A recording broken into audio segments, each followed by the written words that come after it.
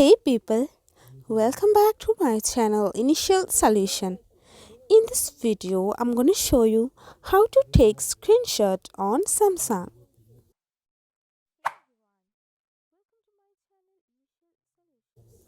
So just swipe down and you can see there's a take screenshot option.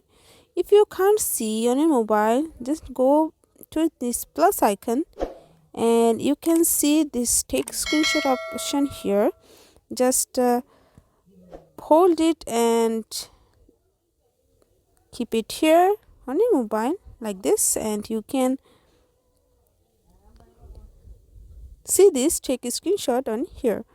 So yeah, just go to your page to anywhere. If I go in this uh, Play Store app and just swipe down and tap on or just click on this take a screenshot option,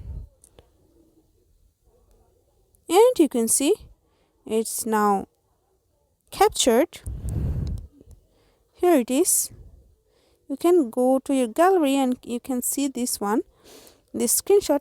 Another way, just put your fingers, two fingers, first of all, one finger on your lower button, sound lower button, and another finger to your power button, and just click in one time, and now you can see it's captured.